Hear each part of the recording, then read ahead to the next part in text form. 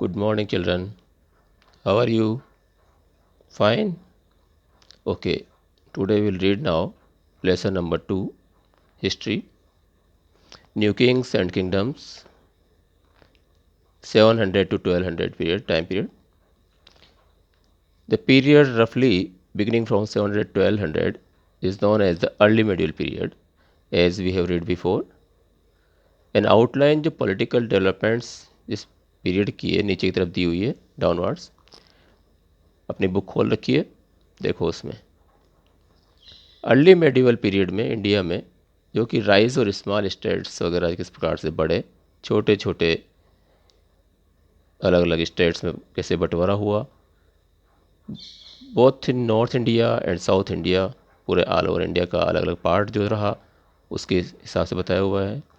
North India was divided into large number of Rajput states, while South India was also parceled out in a number of states ruled by different dynasties of the Pallavas, Cholas, Rashtrakutas, etc. North India में divide किया गया जो था उसमें अधिकतर राजपूत शासकों का शासन रहा, राजपूत स्टेट्स रही. साउथ इंडिया में भी उसी तरह से यहाँ अलग अलग डायनेस्टी के रूप में जानी गई, अलग अलग प्रदेशों के रूप में उभर के सामने आए. उसमें अलग अलग राज्य करने वाले लोग, जैसे पल्लव राजवंश था, चोलाओं के बारे में, राष्ट्रकूटाओं के बारे में हमें स्टडी करने को मिलेगा. डिवीज़न जो इंडिया का हुआ बड़ी संख्या में छोटे छोटे स्टेट्स के रूप में, वो एक प्रकार से हमारे लिए एविल इफ़ेक्ट लेकर के आया. वो हमारी सोसाइटी के ऊपर इकोनॉमिक और कल्चर लेवल पे, हमारा सोसाइटी, समाज, इकोनॉमी, आर्थिक लेवल और कल्चर, हमारी संस्कृति में भी उतार चढ़ाव देखने को मिले. यही कारण रहा कि स्मॉलेस्ट किंगडम्स वगैरह हमेशा, क्योंकि छोटे छोटे राजा जो थे वो छोटी छोटी चीज़ों के लिए लड़ाई झगड़ा किया करते थे, कोशिश करते थे कि कैसे हम दूसरों को कमज़ोर बनाएं या अपना प्रभुत्व जमाने के लिए कोशिश की जाती थी कि उसको दूसरे को नीचा दिखाएं और अपना साम्राज्य को भी और बढ़ाएं. उनका यही लालच किसी किसी तरह से पास पड़ोस वाले जो भी राजा महाराजा हुआ करते थे छोटे मोटे, तो वहाँ अपना आधिपत्य जमाने के लिए, अपना अधिकार जमाने की कोशिश उनके द्वारा की जाती थी. इसी के साथ साथ Arabs, Turks, Mongols, Portuguese, Dutch, English, French etcetera came to India and exploited the country. इसी टाइम पे अलग अलग बाहर के लोग व्यापार करने की दृष्टि से यहाँ पे आए. अरब आए, तुर्क्स वगैरह, मंगोलियन आए, पोर्तुगीज़ आए, डच आए और इंग्लिश अंग्रेज़ आए, फ्रेंच आए. और यहाँ पे उन्होंने क्या किया, सबने एक ही उद्देश्य लेकर के आए, किस तरह से देश का या हमारा एक प्रकार से शोषण किया जाए, और उन्होंने किया. उसके बाद में है पॉलिटिकल डेवलपमेंट्स. राजनीतिक डेवलपमेंट किस तरह से हुआ उसके बारे में है. 700 से 1200 टाइम पीरियड में ही ये चीज़ बताई जा रही है. These 5 centuries there was much political turmoil in India, one state fighting with the another, with the result the foreigner invaders made their way in this country. हमेशा क्या होता है कि जब दो आसपास वाले राजा महाराजा झगड़ते थे, या कोई भी अगर झगड़ा होता है, तो तीसरा व्यक्ति उसको, जो विदेशी ही मान के चलो, उसको फ़ायदा होता है. यही कारण रहा कि जो स्टेट्स वगैरह आप उसमें पास वाली युद्ध लड़ाई झगड़ों में जब पारंगत रहा या रहे या इन्वॉल्वमेंट उनका रहा, तो इसका परिणाम था कि विदेशी लोग यहाँ पे आए, उन्होंने देश में फ़ायदा उठाने का प्रयास यहाँ किया. और ये इसी वजह से राइज और फॉल किस तरह से उठापटक जो रही, जो डायनेस्टीज़ की, वो हमें देखने को मिलती है. इसी के साथ साथ अलग अलग वंशज यहाँ पे हुए. उसी तरह से शुरुआत में से गुर्जर प्रतिहारा शासक हुए. गुर्जर प्रतिहारा के बारे में, जो प्रतिहारा उनके द्वारा अवंती का इलाका, जैसे कि इसे बताया हुआ है, Pratiharas ruled over Avanti and parts of southern Rajasthan in the beginning of the 18th century. Underline कर लो इसे. प्रतिहाराज के द्वारा यहाँ अवंती और पार्ट्स जो साउथर्न राजस्थान के थे, शुरुआत में 8th सेंचुरी में यहाँ पे उन्होंने अपना अधिकार जमाया. इसी के साथ साथ ये फेमस हुए, जो यहाँ मलेच्छ वगैरह जो विदेशी शक्तियाँ थी, वो इसके साथ विशेष रूप से कि अरब वगैरह यहाँ पे आए. नागभट्ट जो कि फर्स्ट ग्रेट रूलर रहा इस डायनेस्टी का, इसको भी अंडरलाइन करो. लास्ट लाइन है। और ये एक प्रकार से हराया गया अरबों और सिंधों के द्वारा। उसके बाद में मिहिर भोज या भोज के बारे में अपन बात करते हैं। मीर भोज या राजा भोज, जिनका एक ही नाम था, अंडरलाइन इट, जो कि पावरफुल रूलर रहे इस डायनेस्टी के।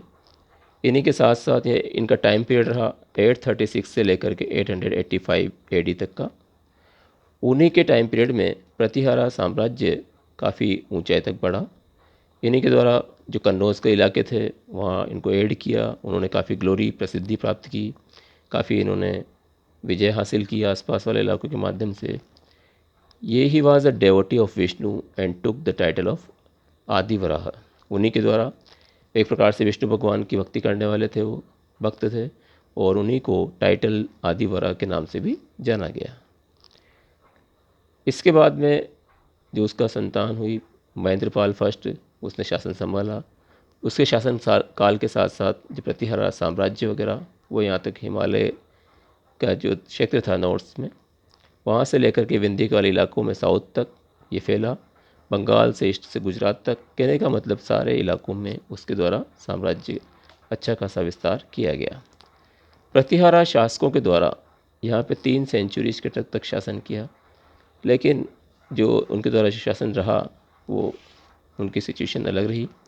Week and incompetent successors of Mahendrapal however could not keep the large kingdom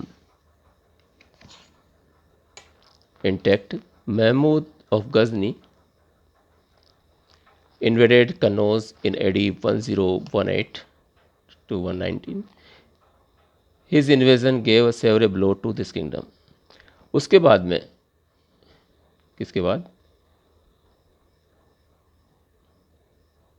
Mahendrapal first के बाद जो उसके मीर भोज, राजा भोज के बाद महेंद्रपाल हुआ, उसके बाद में जो संतानें हुई वो उसको एक तरह से कमज़ोर शासक हुए और वो राज्य को संभाल करके नहीं रख पाए। महमूद ऑफ गजनी के द्वारा इसमें यहाँ इसी टाइम पे कन्नौज पे अटैक किया गया। 1819 का टाइम ये रहा। उसी के आक्रमण के साथ ही यह राज्यों को बहुत बड़ा नुकसान उठाना पड़ा।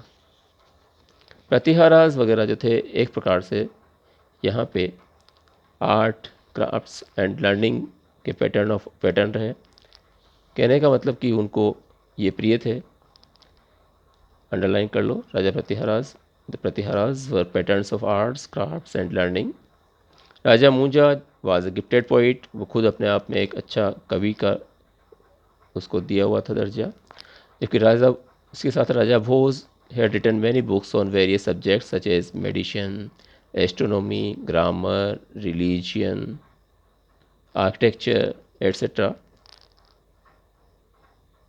राजा भोज के द्वारा यहाँ पर अलग अलग सब्जेक्ट्स जैसे कि मेडिसिन, दवाइयों के बारे में, एस्ट्रोनॉमी के बारे में, उनकी ग्रामर के बारे में, उनके रिलीजन के बारे में, आर्किटेक्चर के बारे में लिखा गया। खुद अपने उसने लिखा। ग्रेट संस्कृत पोइट जो हुए जैसे राजशेखर, उनके द्वारा काव्य मीमांसा अंडरलाइन करो इसे, वो भी एक प्रकार से उन्होंने महेंद्रपाल फर्स्ट के टाइम पे उस रहे, उन्होंने अच्छा वहाँ पे अपना योगदान दिया। नेक्स्ट है पालाज ऑफ बंगाल एंड बिहार। पालाज जो कि यहाँ बंगाल और बिहार में शासन करते थे, वेस्ट बंगाल का इलाका इनका रहा और इसी को गोडा या ईस्ट बंगाल या बंगा के नाम से भी जाना जाता था। इसको भी अंडरलाइन कीजिए। 8th सेंचुरी में बंगाल एक प्रकार से इस बात का गवाह बना कि इंटरनल स्ट्राइफ या डिसऑर्डर जो हुआ मस्जिद इनके न्याय के, यहाँ की अनरेस्ट वाली पोजीशन जो थी, इलेक्शन जो गोपालों का जाना गया, गोपाल को यहाँ पे चुना गया और यही कारण रहा कि अंत में जब इसकी स्थिति अलग तरह से गिरी तो गोपाला को यहाँ पे शासन स्थापित करने के लिए सफलता मिली। उसी के द्वारा यहाँ पे शांति व्यवस्था कायम करने का प्रयास, यहाँ पाला डायनेस्टी की स्थापना उसी के द्वारा की गई, इसको अंडरलाइन करना। धर्मपाल और देवपाल ये ग्रेट रूलर्स रहे इस डायनेस्टी के। Dharmapal was a great warrior, ये 780 से 1815 तक का टाइम पीरियड में रहा और ये बहुत ही अच्छा योद्धा था। उसी के द्वारा बहुत अच्छे आसपास वाले युद्ध भी उसके द्वारा नेबरिंग स्टेट से लड़े गए। उसी के साथ साथ उसने बुद्ध धर्म के फाउंडेशन की जो यहाँ पे मोनेस्ट्री विक्रमशिला मोनेस्ट्री के नाम से जाना गया, इसको अंडरलाइन करना, उसकी भी स्थापना इनके द्वारा की गई। नए नए यूनिवर्सिटियाँ वगैरह बनाने का काम भी, पढ़ाई के बारे में भी विशेष ध्यान दिया गया। उन्हीं के बाद उसका लड़का देवपाल यहाँ शासक बना। 815 से लेकर के 855 तक का टाइम भी पीरियड रहा। वह भी एक प्रकार से बहुत ही विनम्र और अच्छा शासकीय प्रवृत्ति का रहा। इसी के साथ साथ उनका वो अच्छा ज्ञानी, अच्छी कला ज्ञान करने वाला, इसके अलावा ग्रेट बिल्डर भी रहा। अच्छे निर्माणता के रूप में भी उसने अपना कार्य वहाँ किए। उसी के द्वारा एक फेमस जो महाबोधि टेम्पल बोध गया का निर्माण किया गया, उसको अंडरलाइन करो। He built the famous Mahabodhi temple at Bodh Gaya. उसी के शासनकाल में Pala dynasty established trade relations with south east Asia. Pala dynasties के द्वारा भी एस्टेब्लिश की गई ट्रेड रिलेशंस, व्यापारिक संबंध स्थापित किए गए साउथ ईस्ट एशिया के साथ में। उसके बाद जो शासक हुए वो कमज़ोर शासक हुए और उसके राज्य वगैरह जो थे एक प्रकार से, so his kingdom passed on to the Muslim towards the end of the 12th century. और इसीलिए वो राज्य जो थे बाद में कहाँ चले गए, 12th सेंचुरीज़ के टाइम तक दूसरे जो लोग बाहर से आए, मुस्लिम शासक वगैरह हुए, उनके हाथों में चला गया। पालास जो कि एक प्रकार से both were great patterns of art, architecture and literature. Famous Buddhist monastery at Vikramshila, second only to Nalanda in fame, had been founded by Dharmapal. Nalanda also became famous all over the world during this region. तो ये underline करो, Nalanda in fame had been founded by Dharmapal. Pala dynasty के साथ साथ पालास वगैरह जो राजा शासक हुए वो एक प्रकार से आर्ट, आर्किटेक्चर, लिटरेचर इनके बहुत ही अच्छे पसंद करने वाले, या एक प्रकार से इसके ऊपर विशेष ध्यान देने वाले थे। फेमस बुद्धिस्ट मोनेस्ट्रियाँ वगैरह जो बनाई गई विक्रमशिला के नाम से जानी गई। दूसरी जो नालंदा यूनिवर्सिटी जिस प्रकार से बाद में बहुत ही अधिक प्रसिद्ध हुई, और ये फाउंडेशन रखी गई धर्मपाल के द्वारा ही, जो कि काफ़ी महत्वपूर्ण शिक्षा के केंद्र को आगे बढ़ाने के लिए इम्पोर्टेंस रखती थी। उसके बाद में है राष्ट्रकूटास। राष्ट्रकूटा के बारे में हम बात करेंगे नेक्स्ट डे।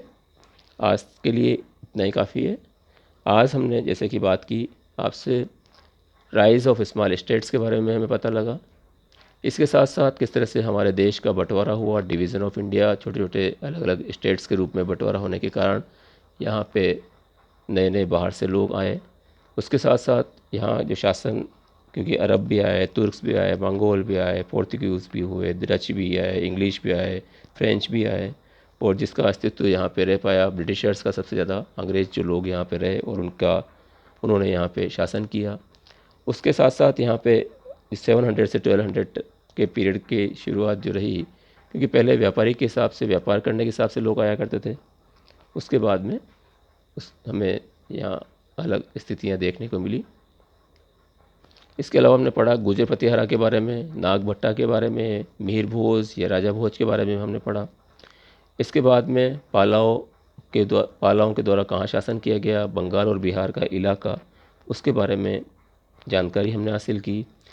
इसके साथ साथ किस प्रकार से देवपाल और जो यहाँ पे पाला डायनेस्टी वगैरह की स्थापना के साथ साथ ये जो यहाँ साउथ ईस्ट एशिया के संबंध किससे रहे, उसके बारे में जानकारी हमें मिली। बोध गया के बारे में हमें जानकारी मिली। पालाओं के द्वारा जो यहाँ का किस प्रकार से उनकी इंटरेस्ट किस प्रकार के किस्में थे, उसके बारे में हमने पढ़ा। नालंदा यूनिवर्सिटी के बारे में भी हमने पढ़ा, उसके बारे में भी हमें जानकारी मिली। ये सब आपको देखना है, दोबारा से रीड करना है ये लेसन, और इसके अलावा जो क्वेश्चन आंसर्स अगर हो सकता है तो फाइंड आउट कर सकते हैं। ठीक है, ओके, बाय।